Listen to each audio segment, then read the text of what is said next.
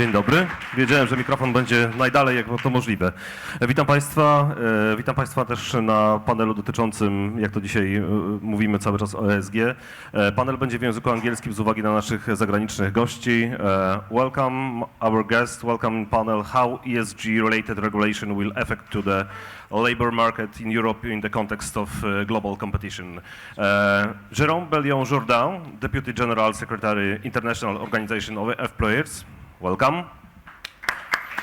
Seamus, Boland, European Economic and Social Committee. Wautier, Robyns, the Schneidauer, European Economic and Social Committee. Welcome. We have a 25 minutes for a discussion. I think that you can disagree yourself. It will be temperature of the world, the temperature connected to the ESG, not good connection, but I think it will be 25 minutes for our discussion, and after this discussion, Jerome, you have a short statement about ESG, and I think that will be a global, European, international perspective short. So the first question is to all of yours.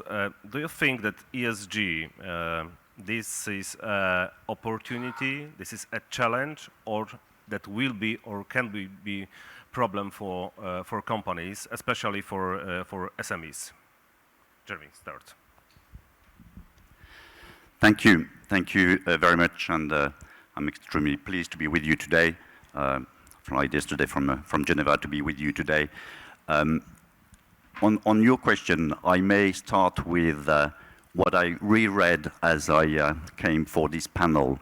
The Economist came up last year with a special edition on ESG, and the title reads, 3 letters that won't save the planet. Would you agree, disagree? And I think we are at the heart of your question. I think it can be the transition towards sustainability will be seen as a benefit if we manage to minimize the cost and the unintended consequences of what this transition will entail. And I think, as you rightly said, as the International Organization of Employers, we represent businesses worldwide, employers worldwide, including small and medium-sized enterprises. And we know that it is very difficult for major companies to operate that transition toward the E, environment, the S of social, and the governance issue, which, as we saw this morning, is very important as a foundation.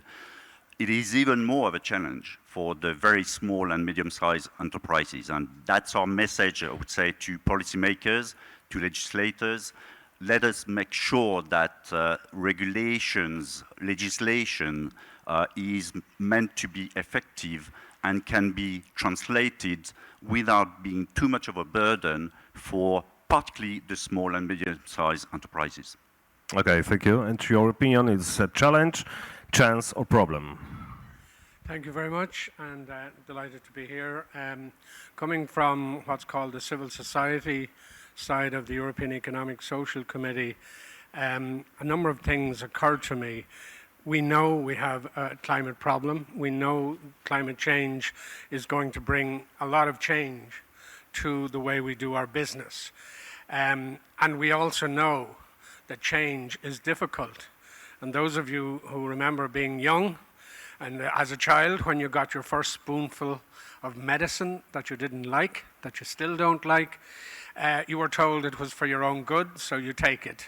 You swallow it quickly, and you hope it cures you. In a sense, this is more medicine, and it's very difficult medicine. Jerome mentioned the small and medium income company. They do have a problem, and let's be realistic about that. In the civil society world, we have a lot of social economic companies, small companies, non-for-profit companies, who are set up to deliver essential services, to provide certain goods to people who are in difficult situations, older people, people in disability, etc. So they are facing some changes as well. So all of these new regulations means that from that perspective, more effort and much more work must be somehow manufactured in order to comply with these regulations. I know when we talk to it, it's about risk. Everybody knows when you go into a bank and a bank looks at your loan application, they will ask, is this a risky venture? Has this venture covered all the possible risks? If this venture doesn't have a compliance part of its business plan, well, that's a risk. And in tight funding situations, and remember, small, medium enterprises work on an average of 3 to 4% margins. Some do better, but that's the average. 3 to 4% margin leaves you very little room to add an additional piece of work to your normal business. So therefore, you have to plan very carefully. And we have to be realistic as well, and I finish then. These reporting mechanisms are not just reporting how you're doing. They're reporting, are you doing the right thing? And if you're not doing the right thing, then there are consequences. And those consequences you have to live with. So it's not just the process and the expense, but it's how do you restructure your business to comply. Okay, thank you. And your last opinion about chance or challenge or problem for companies, the ESG will be or not, and for SMEs especially? Well, I guess companies do have to adapt to their environment and engage with the different stakeholders they have. Companies do not live in an enclosed world. They do not live on their own. They have to take into account the expectations of society as a whole, whether we make a reference to ESG or to the Sustainable Development Goals of the United Nations. We have a number of lights that are shining, that are indicating what the expectations of society are. And I guess it's a condition for success of the enterprises to adapt to those expectations. Those are new expectations that change as time goes by. I think the defense industry is a very clear example of something we might have had a very different view towards 2 years ago, and in the current situation that we are facing nowadays. Now, the issue will be in our relationship with the governments and with the authorities in Brussels, how we manage to set the businesses on such a course to meet the expectations of society as they are translated by the political authorities. And I would like to refer to the speech we heard from Minister Moskva at the beginning of this meeting. I think the message we heard was a very clear message where the authorities could play a role that is more to stimulate than to regulate. And it will be a concern of business to be heard at the time when the standards are being set. Certainly if the standards are being set at multiple levels, which is becoming a habit of Brussels, of having broad decisions made in Brussels, and then you have the fine print that has to be filled in by a number of lower bodies, and it will be a concern for all stakeholders to make their voice heard in those fora where the standards are being discussed, where the detail is being defined. Now, we are encouraged by the signals we get from the President of the European Commission, Mrs. von der Leyen, and by the heads of government who are aware, who are conscious of the duties that the companies have in the field of reporting, not only in ESG, but when it comes to environmental harm, when it comes to privacy, when it comes to cybersecurity. You have quite a number of reporting duties that add up considerably to businesses, to the load businesses face. And so the issue is to keep the proportionality in those measures and to try to achieve a result where the enterprises within the European market, facing the rules in their own national markets and in the other markets within the European Union, but also in the framework of international competition, to keep up their competitiveness. And I think business associations have a very important role in order to leave no small and medium companies behind, and to try to find tools that will help the small and medium-sized companies to comply with the legal requirements once those legal requirements are set. Okay, thank you, Seamus. You told about SMEs and measures, and I think that we must talk about human resources, because we need experts who can prepare a report for ESG. And do you have an assessment how many experts and how many resources we need in SMEs for prepare? You can start. Yeah. Yeah.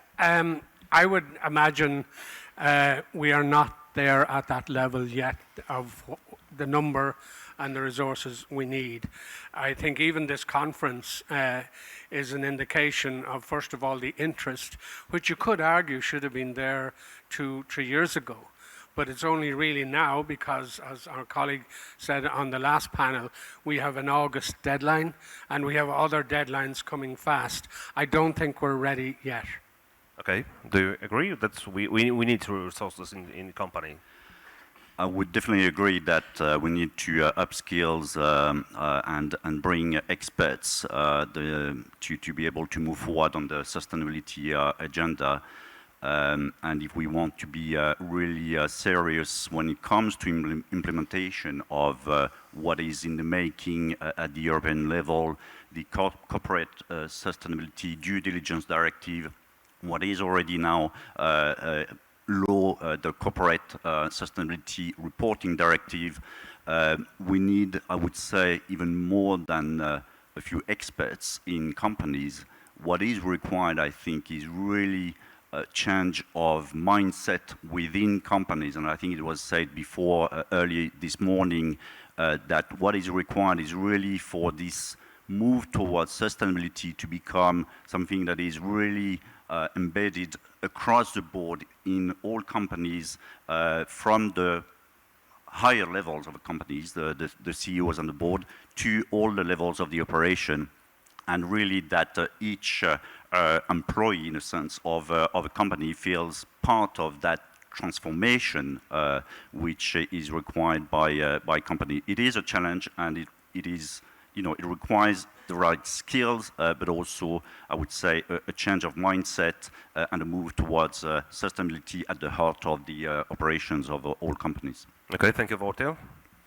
Yes, I think I agree with what has just been said. I guess it's a matter of adapting a company's culture, adapting a company's DNA to those new requirements. We heard earlier today that there should be a voice in the boardroom that advocates ESG adaptation. I guess it's more than a voice. There also need to be ears to hear that message of that voice and to inspire the company as a whole. And there will be resources needed. We have no exact figure of the number of risk managers and compliance officers who will be involved in this process. We know there is quite a headcount that will be involved in that new job, both within the companies themselves and with external auditors who will provide also ESG ratings. This is something at the Brussels level we have to look into how those rating agencies will operate when it comes to ESG qualities in the companies. And then once again, I think there is a role for business associations to assist companies to make the task easier, especially for the smaller sized companies, to have tools that are adaptable for the largest number of them. Okay, thank you. You want? I think Walter is quite right about the boardroom. But remember, in the smaller companies and in the non-for-profits, it may be, if there is boards at all, you will be very lucky to have such voices there.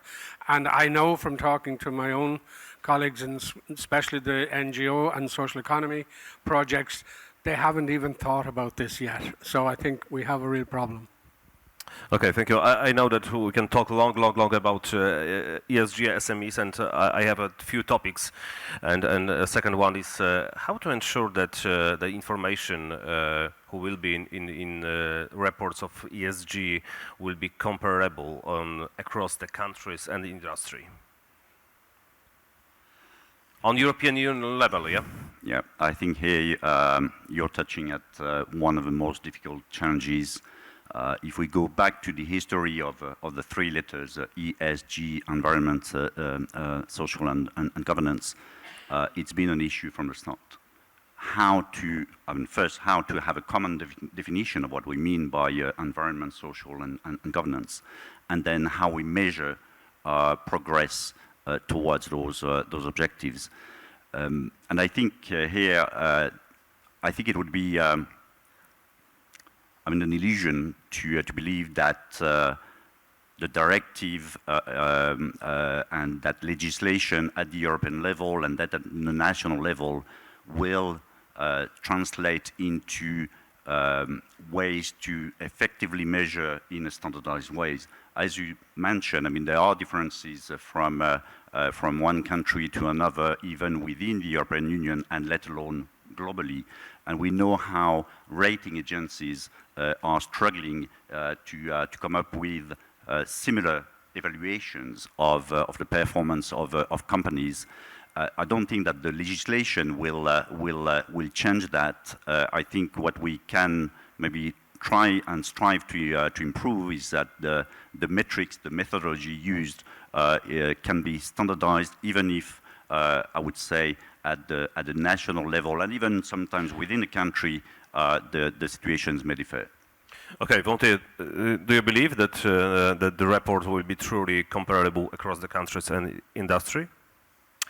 Well, I think it will be a challenge to achieve a high level of detailed and nuanced appreciations of the performance of every single company. So I guess the first priority we should address would be to set minimal standards and then have the different businesses, small, medium, and large-sized mediums, have a narrative and develop a story about what their values are, what their culture is, what their objectives are, and how they are advancing on the way to meeting those objectives they have set themselves. And I think it will be important to know in which direction they are, rather than ticking the box of every line in the report simply to have ticked that line.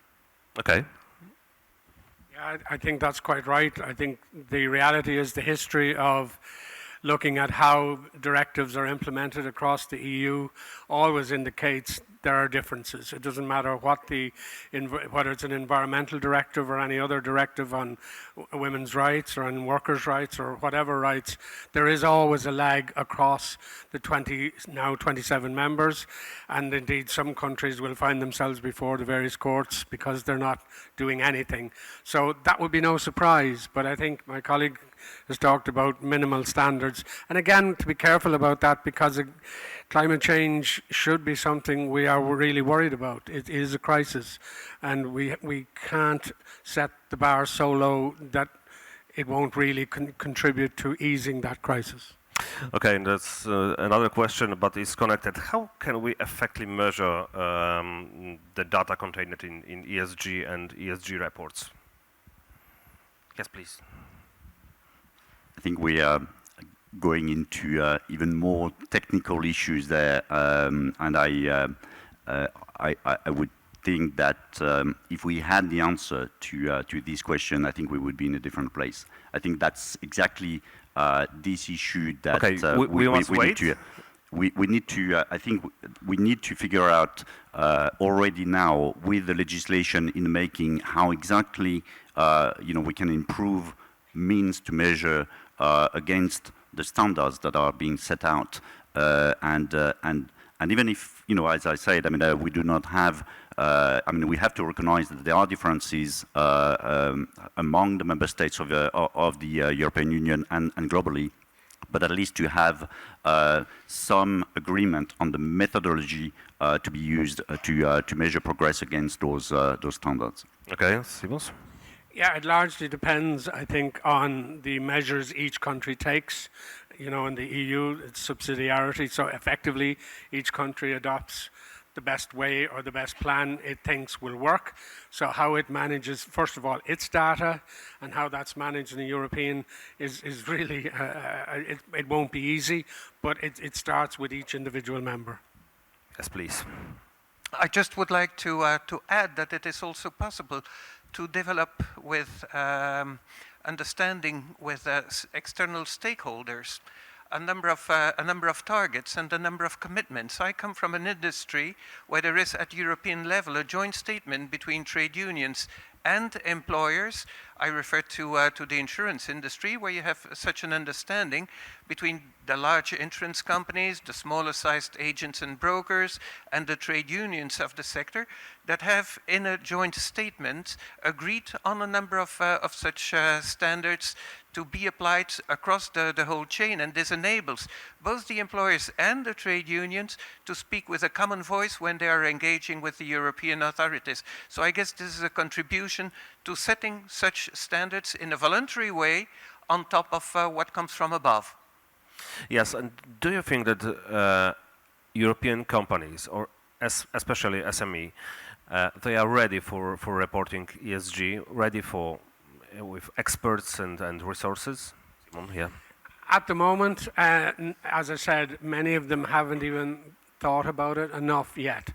So they have a long distance to go. On the other hand, small and medium companies are very quick at reacting, and depending on the attitude of the individual country and the governments that have to implement this, I wouldn't be so pessimistic. But we better know this, that countries and governments need to really start this now, and perhaps through the various associations and business associations or trade unions, these could help a great deal in making it happen quicker.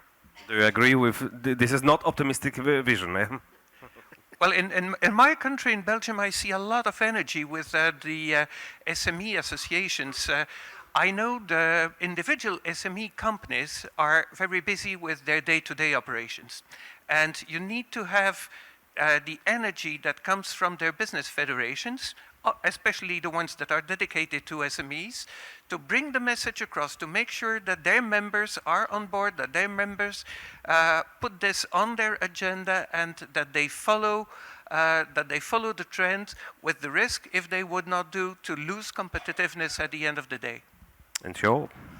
If I may, I would like to react and just to highlight that indeed the work of and the mandate that we have as an international organization of employers is to service our members, employer and business organizations in Europe, but also globally, because let's not lose sight that legislation in Europe is going to have implications at the global level, and to make sure that our member organizations, employer and business organizations are well equipped to precisely do the work, then to work with businesses of all size, including the small and medium-sized enterprises, to help them. I would say the challenge is not, I mean, reporting is a huge challenge, but I think the real challenge is what reporting means. And I think it has been said that it is not about a tick-the-box exercise. It is what needs to be done to really have a transformation of business operations, so that when you report on your E and the S and the G, it is not just reporting, but really reporting on change. And that's where it is a huge challenge for business companies. They need to be supported in that direction, and to operate in an environment which is conducive for them to make those changes. Yes, short question about reporting. Short question, and please a short answer. Do you believe that it's possible to create uniform, comparable system, reporting system in all European Union? I'm, in a previous life, I was a diplomat for the European Union. Okay. So I've worked with the then 28 member states, and I know that we are united in the European Union, but it's we have a diverse set of legislations, and the directives of the European Union will be translated, as it's been said, in national legislation. One would tend to believe that ideally we could get there in terms of harmonization, but I think we also need to be realistic that what we should strive for is to have national measures taken in a way which is fully in line with what is expected in the EU directives. Okay, Seamus? I think the best way to make it work is, short or long, is to ensure that once the company is working hard to comply, they shouldn't be unduly punished immediately. They should be given chances. They should be given leeway, because if they're trying, it'll take a while to change the culture, as my colleague said. So don't punish straight away, because if you do, you will put them out of business. Yes, please. Well, I certainly subscribe to what has just been said by Mr. Boland, but I fear that we do not have a perfect single market now, and that we too often have standards that leave room for national measures to come on top of the European regulations, and this is something we would be committed when we're fighting for a real single market with a lowering of the barriers between the member states and a more competitive position vis-à-vis the outside partners, to have as much common European standards as possible. Thank you. Yes, it's time. Finish now. Thank you for these discussions. Thank you for visit. And thank you for this panel. Now you have a Jerome, you have a short statement and short vision, international perspective, international vision of ESG, yes? Please take a floor, and microphone will change or not? Yeah, we'll change. Okay.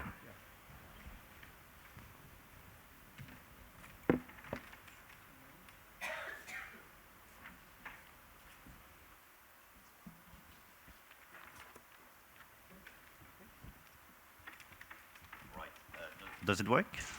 Bit of a test? Yes. Right, excellent. Well, thank you, panelists and dear moderator.